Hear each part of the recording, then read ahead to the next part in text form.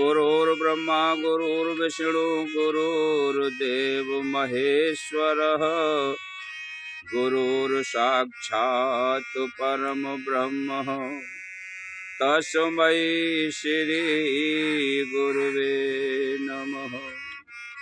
अखंडमंडलाकारं व्याप्तेन चराचरम् तदुपदमुदरसितं येन तस्मै श्री गुरुवे नमः।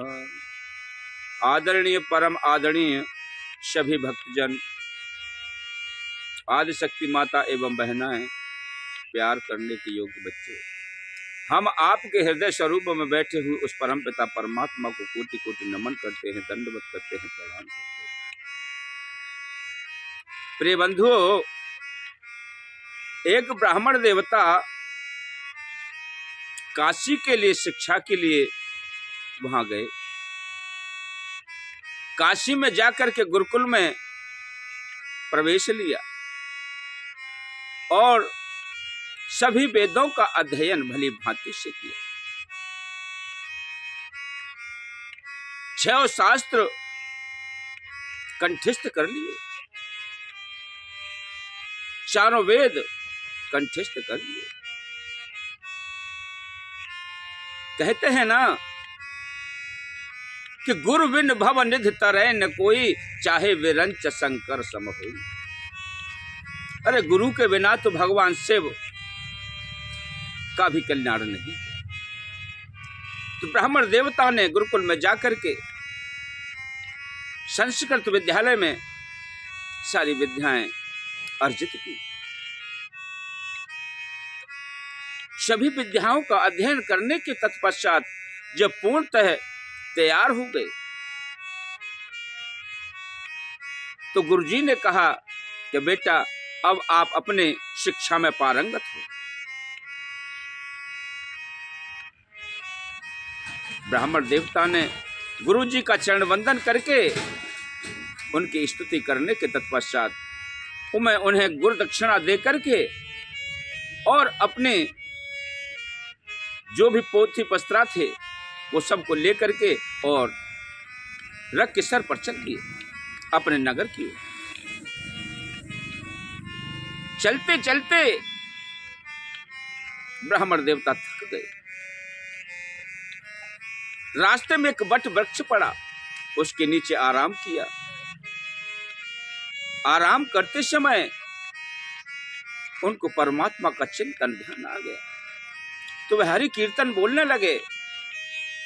श्री राम जय जय राम, बोलो श्री राम जय जय राम। श्री राम जय जय राम, बोलो श्री राम जय जय राम। श्री राम जय जय राम, बोलो श्री राम जय जय राम। बोलो श्री राम जय जय राम।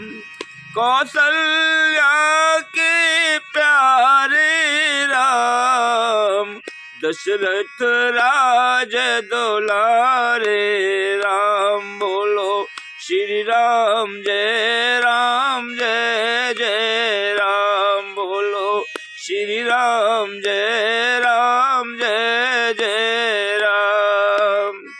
भजले रे मन आठों याम, भजले रे मन आठों याम। बोलो श्री राम जय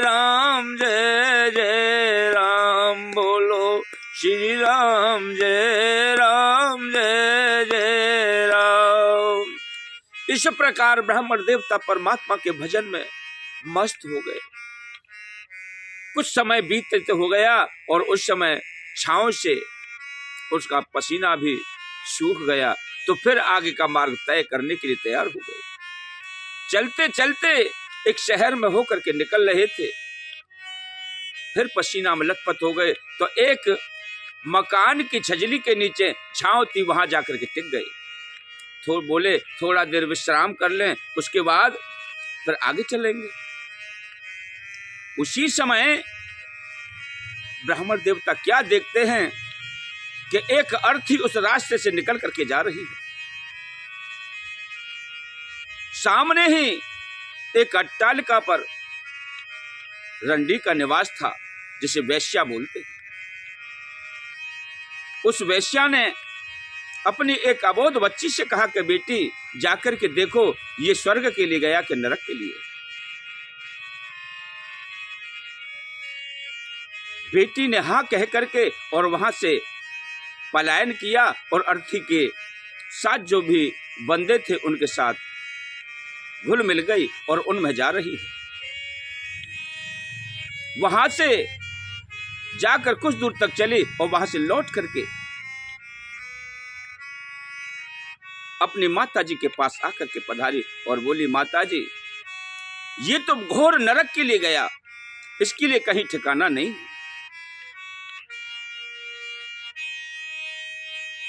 माता ने कहा, अच्छा बेटी बैठ जाओ, कुछ जलपान कर लो।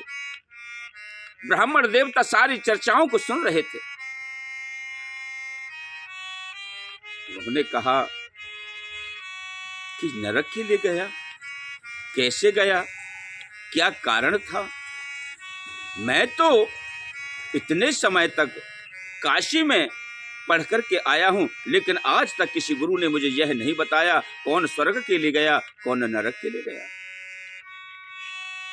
ये तो मुझे ज्ञान की प्राप्ति है ही नहीं। यह विचारधारा चल ही रही थी, तभी तक एक और अर्थी आकर के पधारी, वहीं से गुजर रही थी। तो अर्थी के पीछे कुछ लोग कहते जा रहे थे कि राम नाम सत्य है और सत्य बोलो मुक्ति है। राम नाम सत्य है और सत्य बोलो मुक्ति है। तो परमात्मा का चिंतन करने से आत्मा परमात्मा में विलीन हो जाती है। अब उस वैश्या ने फिर अपनी पुत्री से कहा, बेटी देख करके आओ यह स्वर्ग के लिए गया कि नरक के लिए। कन्या फिर उतर करके आई और फिर जाकर के उसी महफिल में शामिल हो गई। चलते चलते कुछ दूर तक चली और वहां से लौट करके फिर आकर के अपनी माताजी के पास पधारी। बोले, माताजी इसके लिए तो स्वर्ग के सभी द्वार खुले हुए हैं, इसे कोई रोकने वाला नहीं।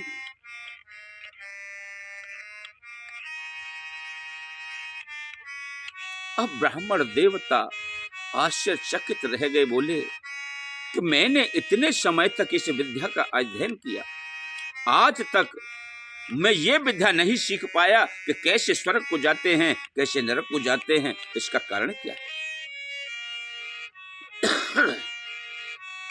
अब तो प्रिय बंधु ब्राह्मण देवता सक पका गए। अब बोले कि अब इस ज्ञान तत्व को मैं कैसे अर्जित करूं, ये तो मेरे से अभी वंचित है। सक चाहते हैं कि मैं अगर जाता हूं इसके पास तो वैश्या है, कहीं आक्षेप ना आ जाए, कहीं बदनामी ना हो जाए। डरते भी हैं और मन करता है कि इससे वार्ता भी कर लूं, लेकिन उन्हें वह ज्ञान प्राप्त हुआ था, उतना तो जान गए कि किसी के पास जाने के लिए अगर गुरु बनाना है तो गुरु के पास जाने के लिए कोई मर्यादा नहीं होती। सब मर्यादाओं को पार करते हुए गुरु के चरणों में समर्पित हो जाते। उन्होंने वैश्या न समझ करके गुरु समझकर वहां के लिए प्रस्थान कर दिया और जाकर के उसके दरवाजे में जाकर के उन्हें दंडवत प्रणाम किया। बोले, हे गुरुदेव, आप मुझे इस तत्व के विषय में बताएं कि आपने दो अर्थियां गई, ये बता दिया कि कैसे ये स्वर्ग के लिए गया और कैसे ये नरक के लिए। इस बात के लिए समझने के लिए ब्राह्मण देवता समय चाहिए। कहाँ इतना समय जब मैंने काशी में बिता दिया तो थोड़ा समय यहां भी दूंगा। तो ठीक है, इस बात को तो मेरी कन्या ही बता देगी।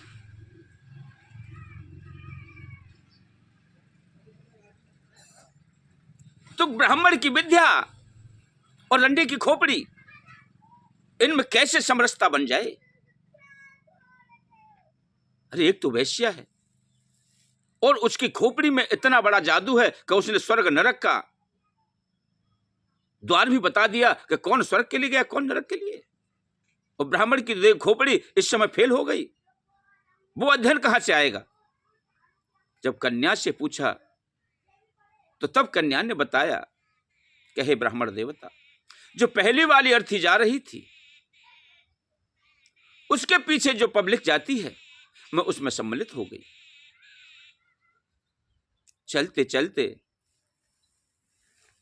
जब थोड़ी बहुत दूर पहुंची तो वहां चर्चा हो रही थी, करे बड़ो जी बदमाश हो, बड़ो लुच्चा हो, बड़ो गुंडा हो, याने बहुत लोगों को सतायो, याने दुनिया को मार लो। किसी की जमीन हड़प लेता था, किसी का धन चुरा लेता था, जीव हत्याएं करता था, मदिरापान करता था, वेश्यावृत्ति करता था। यह बड़ा दुराचारी था, इसके लिए तो घोर नरक मिलेगा। तो उस तत्व को जान करके मैंने अपनी माता जी को बता दिया कि ये घोर नरक में गया। तो स्वर्ग वाला, हाँ स्वर्ग वाले के पास भी मैं इसी प्रकार पहुंची और वहां जाकर के वह लोग उसकी प्रशंसा कर रहे थे। अरे भाई, ये तो बड़ा धर्मात्मा था, बड़ा पुण्यवान था।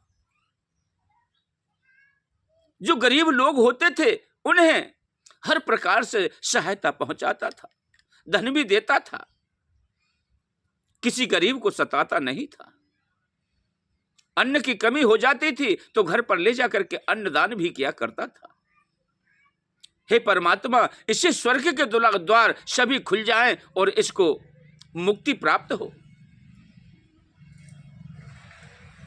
इस कारण से मैंने लौट करके अपने माता जी को यह बता दिया कि यह स्वर्ग के लिए गया और यह नरक के लिए। तो प्रिय बंधुओं,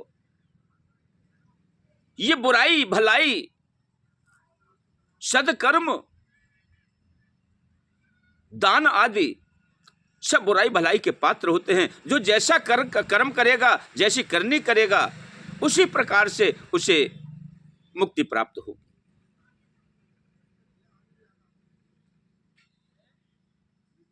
बोलिए दत्तात्रेय भगवान की जय, बोलिए गुरुदेव भगवान की जय। हमारे चैनल को प्रिय बंधुओं सब्सक्राइब करें, वीडियो को लाइक करें, दूसरों को शेयर करें। ओम नमो नारायण, ओम नमो नारायण, ओम नमो नारायण।